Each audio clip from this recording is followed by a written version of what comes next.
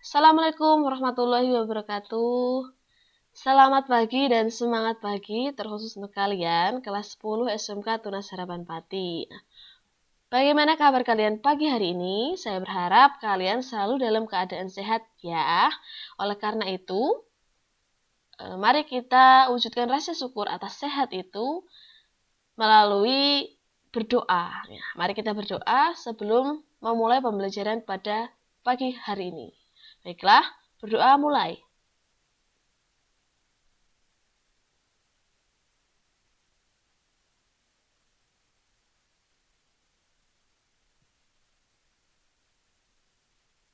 Doa selesai. Kita lanjut ke materi. Nah, pertemuan kali ini kita masih dalam bab 3, namun kita masuk di subbab yang kedua, yaitu lembaga-lembaga negara menurut UUD NRI tahun 1945. Nah, silahkan dicermati bagian ini ya. Pada bab 1, kalian sudah belajar bahwasanya negara kita atau kekuasaan di negara kita itu terbagi menjadi 3. Ya, kita lebih menganut pada Montesquieu ya. Kemarin kan kalian belajar antara John Locke dan Montesquieu. Nah, Montesquieu ini membagi kekuasaan negara menjadi 1 lembaga legislatif. Nah, lembaga legislatif itu adalah lembaga yang membuat undang-undang. Nah, siapa saja dia? Ya, itu ini ya. DPR, MPR, DPD, sampai ke tingkat provinsi berarti DPRD. Nah, lalu ada lagi kekuasaan negara, yaitu lembaga eksekutif. Nah, eksekutif ini adalah lembaga yang melaksanakan undang-undang, atau dalam artian dia itu adalah yang melaksanakan pemerintahan. Siapa dia? Yang melaksanakan pemerintahan yaitu presiden dan menteri-menteri. Kalau sampai tingkat bawah provinsi ya berarti gubernur, wali kota, bupati, ya itu termasuk dalam eksekutif. Namun kalau dalam pemerintah pusat maka eksekutifnya ya presiden dan menteri-menteri.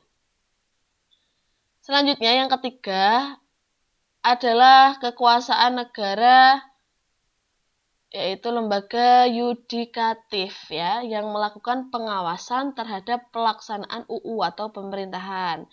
Ya, meliputi MA, Mahkamah Agung, MK, Mahkamah Konstitusi, dan KY, Komisi Yudisial. Baiklah, untuk slide selanjutnya kita akan mulai mempelajari satu persatu dari lembaga-lembaga ini, bagaimana tugas, fungsi maupun kewenangannya menurut UU maupun UUD ya. Yang pertama adalah Majelis Permusyawaratan Rakyat, atau kalian sering mendengarnya dengan sebutan MPR. Baiklah, yang pertama adalah anggota MPR terdiri dari DPR dan DPD ya. Jadi ketika kalian mendengar kata MPR itu bukan merupakan lembaga tersendiri atau beda anggotanya dengan DPR dan DPD, akan tetapi MPR itu ya terdiri dari DPR dan DPD. Tahu ya DPR itu apa? Dewan Perwakilan Rakyat, dan DPD adalah Dewan Perwakilan Daerah. Nah, ini menurut pasal 2 ayat 1 UUD NRI tahun 1945. Lalu, yang kedua, anggota MPR berjumlah sebanyak 550 anggota, dan anggota DPD berjumlah 4 kali jumlah provinsi anggota DPD. Ya, ini maksudnya apa? Di setiap provinsi ada 4 anggota DPD, atau ya di provinsi itu terdiri dari 4 anggota DPD, itu ya. Itu menurut UU nomor 22 tahun 2003. Nah, apa itu UU nomor 22 tahun 2003? Mengatur tentang apa, Bu? Mengatur tentang apa, Mem? Nah, ini nanti akan menjadi tugas kalian. Jadi tunggu, nanti saya akan kasih instruksi terkait tugas ya. Nah, selanjutnya MPR lembaga tinggi negara dalam sistem ketatanegaraan Indonesia. Nah, ini perlu digaris bawahi atau dalam slide ini saya buat menjadi bold ya, bukan lembaga tertinggi negara. Jadi dulu MPR ini menjadi lembaga tertinggi negara, akan tetapi sekarang MPR hanya menjadi lembaga tinggi negara, sama seperti lembaga-lembaga yang lain. Nah, mengapa terjadi perubahan ini? Sebenarnya perubahannya MPR dari lembaga tertinggi negara menuju lembaga tinggi negara merupakan hal positif bagi negara demokratis seperti Indonesia. Karena dengan MPR menjadi lembaga tinggi, maka ditetapkan bahwasanya kedaulatan tertinggi ada pada rakyat.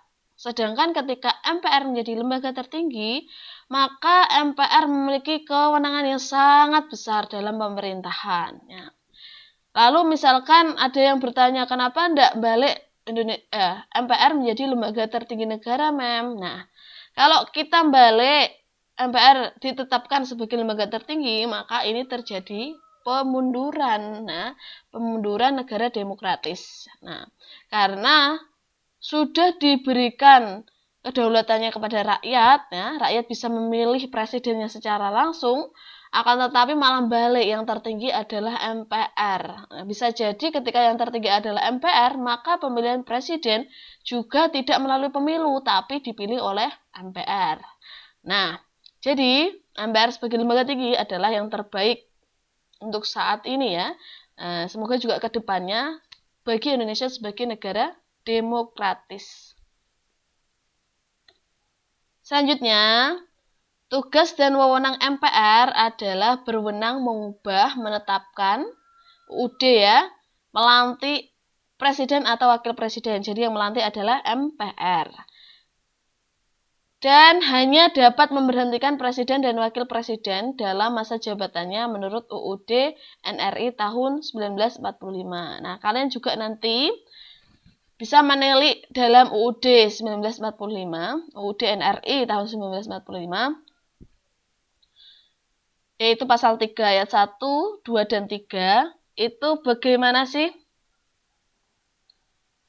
MPR kok bisa memberhentikan presiden dan wakil presiden. Ada beberapa ketentuannya. Jadi di sini MPR tidak sewenang-wenang dan memiliki kewenangan yang sangat besar, tetapi ada sesuatu yang diatur dalam pasal 3 ini.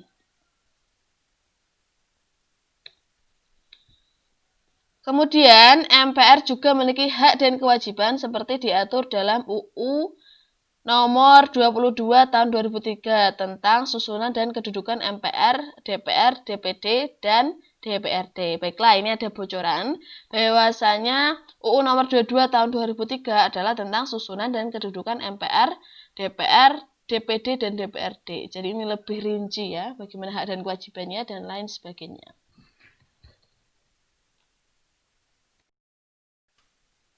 Yang kedua adalah presiden. Presiden tahu ya, presiden adalah pemimpin dari negara yang bentuk negaranya adalah republik ya. Seperti Indonesia ini. Nah, yang pertama, presiden dan wakil presiden dipilih secara langsung oleh rakyat dalam satu pasangan calon ya. Dalam satu pasangan calon, bukan terpisah-pisah. Misalnya presiden ikutnya partai A, kemudian wakil presiden wakil B beda ya, ini nggak bisa dicalonkan. Ini menurut pasal 6A ayat 1 UUD NRI tahun 1945.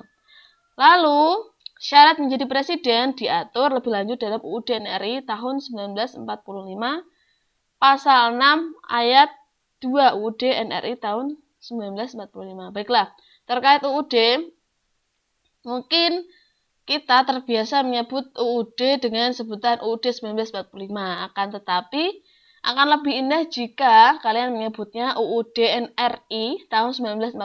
Ini singkatannya ya. Undang-Undang Dasar Negara Republik Indonesia tahun 1945. Jadi kalau UUD 45 malah kadang ya. UUD 45 terlalu pendek sekali. Itu ya, bisa diperbaiki. Lalu kekuasaan Presiden menurut UUD NRI tahun 1945. Ini diantaranya. Membuat UUD bersama DPR. Ya. Jadi merembuk bersama rancangan undang-undang bersama DPR. Tetapi nanti persetujuan akhir ada di Presiden ya. Pasal 5 ayat 1. Lalu menetapkan peraturan pemerintah. Pasal 5 ayat 2. Memegang kekuasaan tertinggi atas angkatan darat, laut, dan udara kita. Ya. Dalam kemiliterannya. Pasal 10.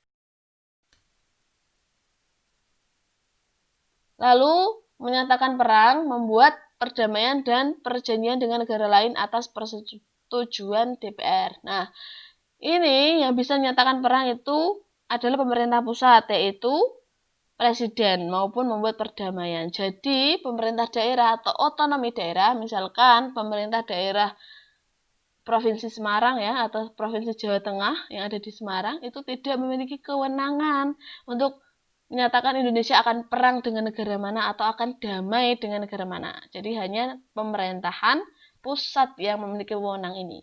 Pasal 11. Lalu menyatakan keadaan bahaya, pasal 12.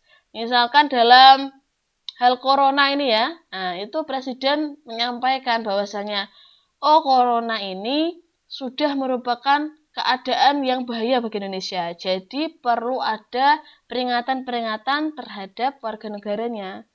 Misalkan nanti juga ada keadaan misalkan teror ya, kita tidak berharap, tapi sewaktu-waktu mungkin saja kita harus mengantisipasi dan berjaga-jaga ya, bahwasanya keadaan bahaya itu bisa mengancam sewaktu-waktu bagi kelangsungan suatu negara. Nah, selanjutnya yaitu mengangkat dan menerima duta dan konsul dengan memperhatikan pertimbangan DPR. Nah, apa itu Bu duta dan konsul? Nah, di sini Memwuri atau Bu Wuri tidak ingin kalian langsung semata-mata tak kasih tahu ya, atau dikasih tahu duta itu apa sih, konsul itu apa sih. Nah, ini akan menjadi bagian dari tugas kalian. Memberi grasi dan rehabilitasi dengan memperhatikan pertimbangan MA. Ini sama ya, kan kalian cari tahu secara mandiri. Pasal 14 ayat 1. Selanjutnya memberi amnesti dan abolisi dengan memperhatikan pertimbangan DPR. Pasal 14 ayat 2. Memberi gelar, tanda jasa, dan lain-lain kehormatan. Misalkan ya tanda jasa bagi warga negara yang memiliki prestasi internasional ya, membanggakan Indonesia di kancah nasional misalkan, atau memiliki ini apa namanya, dia membuat sejarah, memiliki jasa bagi Indonesia, misalkan menyelamatkan Indonesia akan apa, di mana. Nah, itu bisa diberikan gelar tanda jasa oleh Presiden. Kemudian membentuk Dewan Pertimbangan yang bertugas memberikan pertimbangan dan nasihat kepada Presiden. Pasal 16.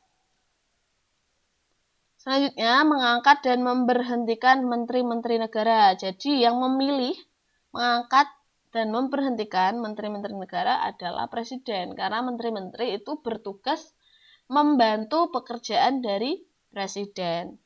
Kemarin kalian sudah belajar tentang kementerian ya, sudah tahu ada kementerian apa saja sih di Indonesia, ya kan? Ya, salah satunya misalkan Menteri Keuangan, Menteri Pendidikan. Nah, menteri kementerian ini nanti di bawah akan dari atas itu ya, menteri kementerian itu kan dari pusat, lalu di daerah-daerah atau provinsi nanti ada yang di bawah yaitu misalkan dinas. Nah, misalkan Kementerian Pendidikan, bawahnya berarti Dinas Pendidikan. Misalkan kementerian yang lain juga seperti itu. Jadi tidak bekerja sendiri dari atas ke bawah, vertikal. Lalu mengajukan RUU APBN. Nah, Presiden itu bertugas mengajukan rancangan undang-undang anggaran pembelanjaan negara, anggaran pendapatan belanja negara. Nah, ini nanti diajukan kepada DPR. Nah, nanti DPR apakah menyetujui rancangan dari Presiden atau tidak. Jika DPR tidak menyetujui, maka Presiden menggunakan APBN tahun lalu. Jadi, RUU APBN itu setiap tahun ya membuatnya. Pada pasal 23. Selanjutnya adalah yang ketiga, Dewan Perwakilan Rakyat. Nah, DPR dikenalnya ya, atau disebutnya dengan singkatannya.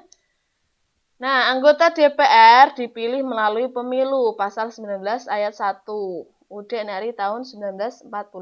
Tahu ya, DPR itu dalam pemilu, jadi pemilu itu ada dua ya. Yang pertama adalah pileg ya, pemilihan legislatif. Nah, itu yang untuk memilih anggota DPR itu adalah pileg, pemilihan legislatif. Lalu ada juga pilpres ya, itu adalah pemilihan presiden dan wakil presiden. Atau dalam tingkat ke daerah ya, mungkin pilkada, pemilihan kepala daerah, atau pilkades, pemilihan kepala desa. Nah, itu ya, ada nama-nama terkait pemilu. Tapi kalau di pusat atau dalam satu kesatuan NKRI yang luas itu biasanya adanya adalah pemilu, pileg legislatif dan pilpres. Lalu fungsi DPR adalah fungsi legislasi, fungsi anggaran, dan fungsi pengawasan. Legislasi itu berarti dia membuat undang-undang, anggaran ya. Kemudian pengawasan berarti mengawasi ya. Hak anggota DPR adalah interpelasi, hak angket, dan hak menyatakan pendapat. Hak menyatakan pendapat berarti jelas ya. Lalu apa itu hak angket dan hak interpelasi? Kalian bisa mencari tahunya secara mandiri. Nanti ya, saya akan berikan instruksi. Hak anggota DPR yaitu mengajukan pertanyaan, hak menyampaikan usul, pendapat, dan hak imunitas. Nah, ini kita akan belajar tentang fungsi dan hak DPR. Nah, yang keempat adalah Badan Pemeriksa Keuangan atau BPK. BPK merupakan lembaga yang bebas dan mandiri dengan tugas khusus untuk memeriksa pengelolaan dan tanggung jawab keuangan negara. Nah, ini menurut pasal 23E ayat 1 UUD NRI tahun 1945. Yang menjadi tanggung jawab untuk diperiksa pengelolaannya bagi BPK adalah keuangan negara. Nah, keuangan negara itu bersumber dari pajak, retribusi, terus hibah, terus hutang, bisa ya, yang dikelola oleh kementerian-kementerian lain. Pokoknya semua yang mengelola keuangan negara maka akan diperiksa oleh BPK. Hasil pemeriksaan BPK diserahkan kepada DPR, DPD, dan DPRD. Meskipun nanti dalam bentuk tertulisnya juga akan disetujui oleh Presiden.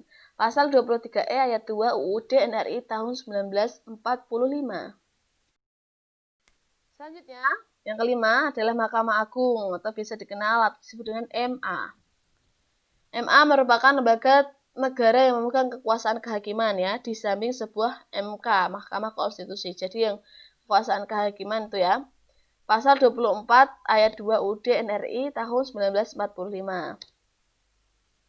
MA membawahi peradilan di Indonesia. Nah, peradilan itu bisa peradilan umum, peradilan agama, peradilan tata usaha negara, atau peradilan militer. Itu dibawahi oleh MA. Lalu, kekuasaan kehakiman merupakan kekuasaan merdeka untuk menyelenggarakan peradilan guna menegakkan hukum dan peradilan. Nah, ini ya, menurut pasal 24 ayat 1. Yang keenam adalah Mahkamah Konstitusi atau dikenal dengan sebutan MK. MK memiliki kewenangan apa saja? mengadili tingkat pertama dan terakhir UU terhadap UUD NRI tahun 1945. Putuskan sengketa kewenangan lembaga negara yang kewenangan diberikan oleh UUD.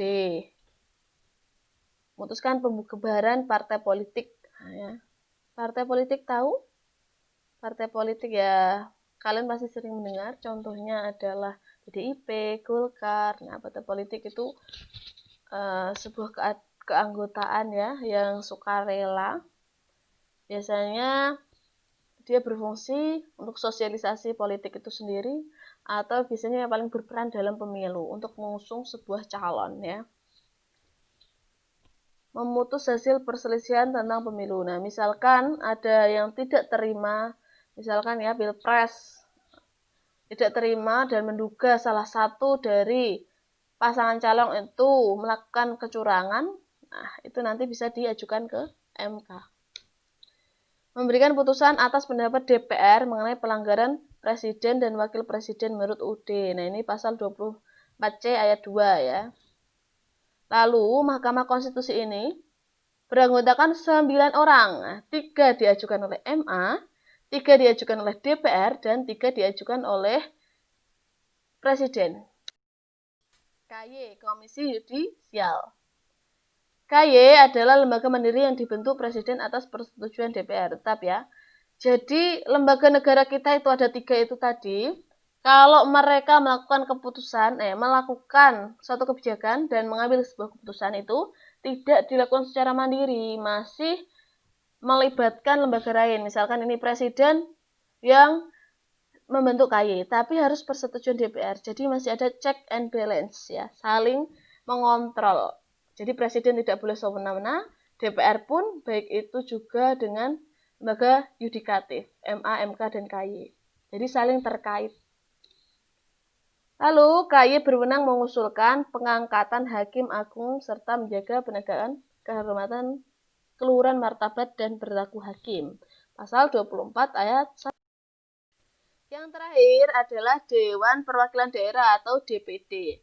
Jadi ini banyak yang salah sangka ya antara DPD dan DPRD yang sama-sama berbelakangan dengan D yang berarti daerah, tetapi memiliki beberapa perbedaan ya. Kalau DPD itu dia ada di pusat tempatnya ya, ada di pusat bersama dengan DPR ya di MPR. Tapi kalau DPRD itu adanya di provinsi sama-sama daerah tapi DPD ini mewakili untuk urusan-urusan daerah, tapi dia bertempat di pusat. Ya. DPD merupakan bagian keanggotaan MPR, ya. Lalu DPD merupakan wakil-wakil provinsi, ya, wakil provinsi, tapi tempatnya di pusat. Lalu anggota DPD berdomisili di daerah pemilihannya. Jadi dalam pemilihannya itu misalkan dia provinsi Jawa Barat, maka dia harus KTP-nya atau domisilinya itu adalah warga Jawa Barat. Nah, kalau terpilih baru nanti ke pusat. Yang terakhir adalah DPD berhak mengajukan rancangan undang-undang yang berkaitan dengan otonomi daerah dan berkaitan dengan daerah. Jadi fungsinya di sana itu untuk menyuarakan aspirasi-aspirasi untuk kepentingan daerah, ya. Itu untuk DPD. Baiklah, tadi kita sudah membahas lembaga-lembaga tinggi negara Indonesia. Ada 8 tadi jumlahnya ya. Mungkin dari 8 ini tadi, kalian masih bertanya-tanya atau masih ada yang belum dipahami, silahkan bisa mengajukan pertanyaan di kolom komentar Google Classroom atau juga bisa di kolom komentar YouTube di bawah ini. Nah, akan lebih baik kalau kalian bisa memiliki UUD ya. UUD dalam bentuk fisik, jadi jangan soft file. Tapi dalam bentuk fisik bisa di print yang ada di internet ataupun bisa membeli yang kecil gitu ya, nggak harus yang bagus. Pokoknya dalam bentuk UUD. UUD itu di amandemen 4 kali, jadi kalian harus yang amandemen terakhir. Tuh ya, tapi nanti biasanya di UUD ada amandemen 1, 2, 3, 4 ya. Oke, sekian. Semoga kalian bisa menangkap dan menyimak dengan baik apa yang saya sampaikan. Mohon maaf jika ada kekurangan dalam penyampaiannya. Kurang lebihnya itu ya, saya sampaikan. Terima kasih. Wassalamualaikum warahmatullahi wabarakatuh.